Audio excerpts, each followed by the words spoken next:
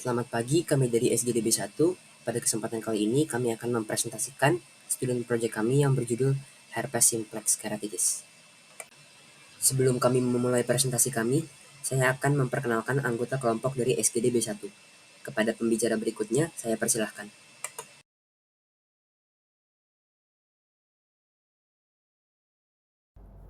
Halo semuanya, perkenalkan saya Niputusasi Kirana Suara Saputra dengan NIM akhir 087 yang menjelaskan terkait dengan latar belakang dalam pembuatan student project ini.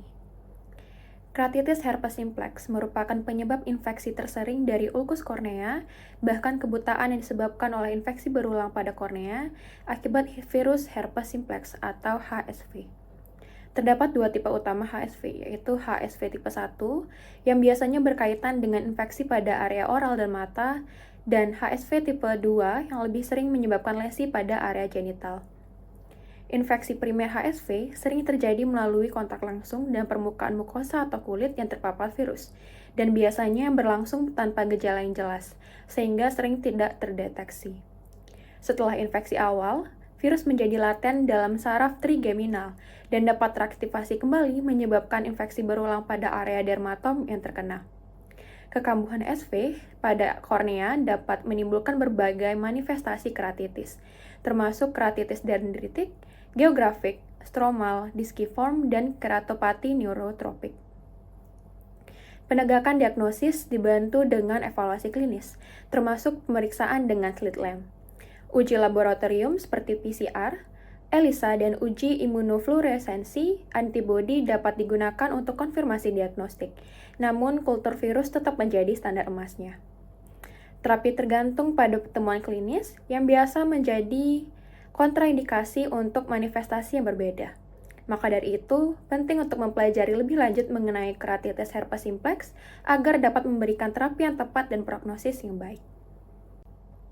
Berdasarkan latar belakang tersebut, beberapa rumusan masalah yang kami ambil meliputi apa definisi dari keratitis herpes simplex, bagaimana epidemiologi dari keratitis herpes simplex, apa etiologi dari keratitis herpes simplex, bagaimana patofisiologi dari keratitis herpes simplex, apa saja tanda dan gejala klinis dari keratitis herpes simplex, bagaimana evaluasi klinis dan laboratorium dari keratitis herpes simplex, dan bagaimana penaktalaksanaan dari keratitis herpes simplex. Adapun tujuan umum yang ingin kami capai yakni untuk memahami lebih dalam terkait dengan keratitis herpes simplex secara umum dan penata laksanaan lebih lanjut pada pasien keratitis herpes simplex. Serta tujuan khusus yang ingin kami capai meliputi mengetahui definisi dari keratitis herpes simplex, mengetahui epidemiologi dari keratitis herpes simplex, mengetahui etiologi dari keratitis herpes simplex, mengetahui patofisiologi dari keratitis herpes simplex, mengetahui tanda dan gejala klinis dari keratitis herpes simplex, mengetahui evaluasi klinis dan laboratorium dari keratitis herpes simplex, serta mengetahui penata laksanaan dari keratitis herpes simplex. Adapun manfaat yang ingin kami peroleh yakni memperluas wawasan tentang keratitis herpes simplex dan bagaimana penerapannya secara klinis pada pasien dengan memahami definisi, epidemiologi, etiologi, patofisiologi, gejala klinis, evaluasi klinis, dan tata laksananya. Sekian dari saya, terima kasih.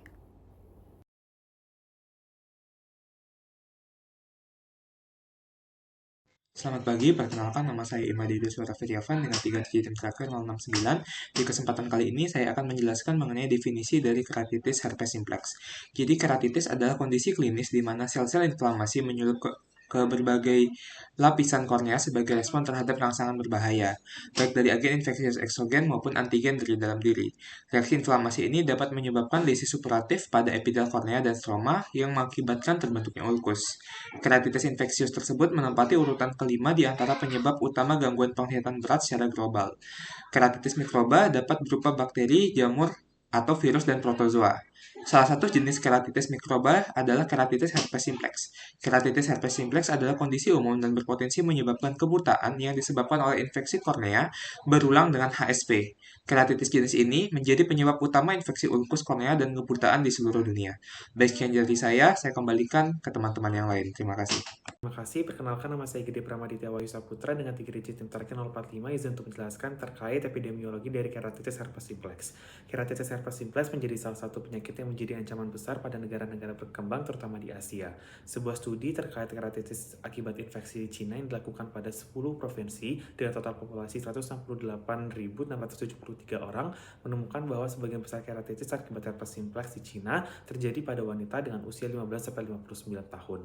Di Amerika sendiri, seroprevalensi dari HSV1 adalah lebih dari 50%, dan untuk infeksi HSV2 lebih banyak pada populasi yang aktif secara seksual, ini lebih dari 15%. Studi menunjukkan bahwa 4,85 miliar populasi dunia mengidap HSV1 dan 836 juta populasi di atas 15 tahun mengidap HSV2. Pada keratitis akibat herpes simplex, keratitis dendritik adalah jenis keratitis terbanyak, diikuti dengan keratitis stromal dan diikuti oleh lesi geografis. Kejadian keratitis akibat infeksi virus herpes simplex ini akan terjadi secara berulang tergantung dengan serangan sebelumnya dan sistem imun dari penderitanya. Sekian dapat saya sampaikan, terima kasih. Baik, di sini perkenalkan nama saya Mario dengan 3 digit dan terakhir 123. Nah, di sini saya izin untuk menjelaskan etiologi dari herpes simplex keratitis atau biasa disingkat HSK. Nah, HSK ini merupakan infeksi kornea yang disebabkan oleh patogen virus herpes simplex atau biasa disingkat HSV atau herpes simplex virus. Terdapat dua jenis HSV, yakni HSV1 dan juga HSV2. Umumnya, penyebab herpes simplex keratitis atau HSK merupakan virus HSV1 yang gejala paling umumnya adalah lesi pada bibir yang kemudian menular ke mata, khususnya pada bagian kornea. Sedangkan untuk HSV2 umumnya menimbulkan lesi pada daerah genital. Herpes simplex ini ditularkan melalui kontak langsung dengan bercak atau luka ataupun mukosa pada kulit pada orang terinfeksi, sehingga bisa dikatakan penyebarannya dari orang ke orang. Nah, belum ditemukan adanya kasus penyebaran dari hewan ke orang ataupun sebaliknya. Mungkin sekian yang bisa saya jelaskan, selanjutnya akan dijelaskan oleh teman saya. Perkenalkan, nama saya Nyoman Gede Wiragunarta Paramarta dengan 3 digit tim akhir 180 yang hari ini saya akan menjelaskan tentang patofisiologi dari keratitis herpes simplex. Keratitis herpes simplex dimulai dengan infeksi awal di permukaan mukosa, terutama di sekitar mata dan mulut. Setelah infeksi, virus masuk ke ganglion trigeminal dan tetap tidak aktif hingga reaktivasi yang bisa dipicu oleh stres, paparan sinar UV, atau imunosupresi. Reaktivasi menyebabkan virus naik ke epitel kornea, memicu peradangan dan respons imun yang kuat, melibatkan makrofag, sel dendritik, serta aktivasi limfosit T CD4+ dan CD8+. Meskipun respons imun penting untuk mengendalikan virus, aktivasi ini juga dapat memperburuk peradangan dan kerusakan jaringan. Patologi kornea termasuk apoptosis sel, epitel, dan ulkus dendritik. Virus dapat menembus stroma kornea, menyebabkan infiltrasi, inflamasi, dan neovaskularisasi akibat hipoksia, yang memperburuk kondisi klinis. Peradangan kronis dapat menyebabkan kekeruhan kornea, mengganggu penglihatan. Keratitis herpes simplex bersifat berulang dan dapat menyebabkan komplikasi seperti perforasi kornea dan nyeri mata kronis yang berdampak signifikan pada kualitas hidup pasien. Sekian dari penjelasan saya, terima kasih. Perkenalkan, saya Komang Sri Bunga Sudani dengan 3 digit tim terakhir 241 akan membahas tentang tanda dan gejala dari herpes simplex keratitis. Diagnosis herpes simplex keratitis umumnya didasarkan pada temuan gejala dan tanda klinis pasien. Gejala yang muncul biasanya bersifat unilateral.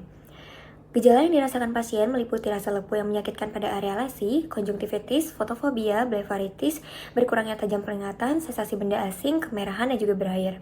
4 kategori temuan klinis pada herpes simplex keratitis diantaranya adalah ulkus dendritik, merupakan ciri patognomonik dengan gambaran seperti percabangan pohon. Setelah dilakukan pewarnaan dengan fluoresen untuk menilai dasar ulkus dan juga dengan Ross Bengal untuk menilai bagian pinggir atau sel epitel yang terinfeksi virus. Dilihat dengan pemeriksaan menggunakan slit lamp. Kemudian ada keratopati neurotropik, yakni terdapat lesi erosi seperti warna belang-belang pada superficial kornea yang dapat membentuk defek epitel dengan batasan yang halus. Kemudian ada keratitis stroma. Kondisi ini lebih jarang terjadi tetapi lebih merusak. Ini menyebabkan kekeruhan disertai kerusakan jaringan sehingga dapat mengakibatkan penipisan kornea bahkan juga perforasi. Kemudian ada endotelitis. Kondisi ini muncul sebagai respon inflamasi pada endotel kornea sama infeksi atau infeksi berulang. Ini dimediasi oleh sel imunogenik. Sayangnya tidak ada kriteria diagnosis khusus selain gejala dan temuan klinis karena presentasi subtipe penyakit ini yang bervariasi. Isolasi kultur sel dianggap gold standar untuk mendeteksi virus ini, namun kesulitan pengerjaan dan panjangnya proses membuat jarang digunakan menjadi pilihan alat diagnosis. Mungkin sekian dari saya, terima kasih. Perkenalkan, nama saya Nadira dengan 3 digit terakhir 160. Di sini saya akan menjelaskan mengenai laboratory evaluation untuk herpes simplex keratitis. Jadi untuk pertama dapat dilakukan PCR dengan keuntungannya itu sensitivitasnya mencapai 100% dan mendapat menemukan bakteri DNA dari virusnya juga. Terus untuk kekurangannya sendiri kurang efektif pada HSK di epitel. Karena dapat dilakukan kultur virus di mana bukan gold standar dari pengujian ini dan memungkinkan untuk melakukan berbagai pengujian lainnya. Untuk kekurangannya sendiri lebih rumit dibanding PCR dan biayanya yang cukup tinggi. Kemudian dapat dilakukan imunohistokimia dengan sensitivitas 80%, tapi dapat terjadi kesalahan pada antibodi terkonjugasi fluoresennya. Dan terakhir dapat dilakukan tes serologi di mana keuntungannya dapat menentukan antibodi dalam darah dan menekan tipe virusnya. Baik, untuk berikutnya akan dilanjutkan oleh teman saya. Terima kasih. Saya Arin dengan 3 digit NIM akhir 002 izin untuk menyampaikan pemeriksaan fisik. Yang pertama bisa dilakukan dengan penilaian eksternal yang meliputi penilaian umum pasien termasuk kondisi kulit, pemeriksaan wajah, adenopati preaurikular yang menandakan adanya infeksi, penilaian posisi bola mata, kelopak mata, discharge pada konjungtiva dan nasolacrimal. Lalu juga dilakukan uji sensasi kornea menggunakan kapas. Selanjutnya dilakukan dengan pemeriksaan ketajaman visual, dapat dilakukan dengan menggunakan Snellen chart, hitung jari, lambaian tangan, dan sorot cahaya senter. Selanjutnya dilakukan dengan pemeriksaan slit lamp makroskopi. Hal-hal yang perlu diperhatikan pada pemeriksaan ini, yang pertama adalah batas kelopak mata, konjungtiva, sklera, dan kornea. Selanjutnya dilakukan juga pewarnaan fluoresin atau Rossbengal yang nantinya didapatkan gambaran seperti dendrit, pseudodendrit, lus, atau expositor, benda asing, dan cacat epitel lainnya. Baik, sekian dari saya. Terima kasih. Perkenalkan, nama saya Jenner Pramesti dengan 3 digit terakhir 208. Nah, di sini saya akan menjelaskan mengenai pengobatan untuk herpes simplex keratitis. Pertama, antiviral itu merupakan pengobatan pilihan untuk melawan manifestasi klinis terhadap mata yang disebabkan oleh herpes simplex virus. Acyclovir bentuk oral merupakan agen antiviral yang paling umum digunakan, tetapi terdapat juga acyclovir bentuk topikal serta antiviral topikal lainnya seperti trifluridin dan gel ganciclovir. Acyclovir oral juga digunakan pada pasien dengan defisiensi imun dan pasien yang tidak merespon terhadap terapi topikal. Dosis acyclovir dapat diberikan 200 hingga 400 mg 5 kali sehari selama 5 hingga 10 hari. Selanjutnya, pengobatan menggunakan trifluridin digunakan pada keratitis epitel. Trifluridin ini dapat digunakan sebanyak 9 kali dalam sehari yang selanjutnya dikurangi menjadi 5 kali sehari setelah 1 minggu setelah epitel mulai sembuh, tetapi frekuensi pemberian trifluridin dapat menyebabkan toksisitas epitel dibandingkan dengan gel ganciclovir, yang dimana pemberian gel ganciclovir dosisnya itu lebih rendah. Baik, sekian penjelasan dari saya. Selanjutnya dilanjutkan oleh rekan saya. Terima kasih. Perkenalkan, saya Gus Dagung Krisanyama Putri dengan NIM 143 izin untuk melanjutkan penjelasan terkait manajemen dari keratitis herpes simplex. Jadi keratitis herpes simplex ini merupakan penyakit yang bisa sembuh tanpa obat dalam 2-3 minggu. Debridement atau pembersihan lesi dapat membantu mempercepat penyembuhan selain pemberian antiviral. Dan debridement ini dilakukan pada epitel yang terinfeksi untuk mengurangi antigen virus. Jika keratitis epitel tidak merespon dengan manajemen antiviral dan debridement, maka pemeriksaan PCR diperlukan. Apabila peradangan masih aktif, maka pemberian antiviral topikal dapat diubah menjadi peroral dengan tujuan untuk meningkatkan kepatuhan pasien dalam menggunakan obat. Nah, peradangan aktif ini juga dapat mengindikasikan bahwa terdapat resistensi antiviral. Hal ini perlu diuji lebih lanjut dengan PCR. Jika positif, maka ubah kelas atau dosis dari antiviral. Nah, metaherpetic keratitis atau keterlibatan stroma juga mungkin terjadi apabila peradangan sudah tidak aktif lagi. Nah, pada keratitis stroma, antiviral topikal dan kortikosteroid dapat membantu penyembuhan. Namun perlu diperhatikan juga efek samping dari steroid ini, terutama terkait dengan peningkatan tekanan pola mata. Nah, oleh karena itu, pemberian steroid pada keratitis stroma sebaiknya ditunda jika peradangan yang terjadi masih dalam kategori ringan. Mungkin sekian yang dapat saya sampaikan. Terima kasih.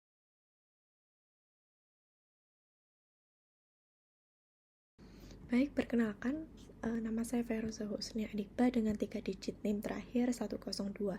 Jadi di sini saya akan memaparkan untuk kesimpulannya. Jadi kesimpulannya yaitu keratitis herpes simplex adalah infeksi yang berulang pada kornea akibat virus herpes simplex.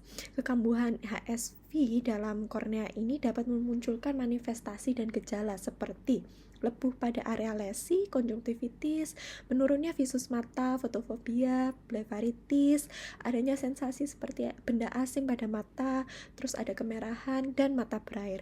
Pada pemeriksaan fisik itu tentunya bisa dilakukan pemeriksaan ketajaman penglihatan dan penilaian terhadap kondisi serta struktur mata. Selain dari gejala dan pemeriksaan fisik tadi, untuk penegakan diagnosis dapat dilakukan dengan 4 temuan klinis pada pasien berupa ulkus dendritik, kemudian ada keratopati neurotropik, keratitis stroma, dan endotelitis. Nah, dalam memastikan diagnosis juga itu dapat dibantu dengan pemeriksaan laboratorium seperti polymerase chain reaction atau PCR, kultur virus, imunohistokimia, dan tes serologi. Penanganan keratitis herpes simplex ini sendiri itu dapat diberikan obat antivirus oral seperti aciclovir, dan meskipun dia self-limited tetap diikuti dengan debridement pada lesi untuk mempercepat proses kesembuhan. Jadi mungkin itu kesimpulan dari student project kita kali ini. Terima kasih. Baik, sekian presentasi dari SGD kami. Kami mohon maaf bila ada kesalahan yang termuat dalam presentasi pada pagi hari ini. Terima kasih.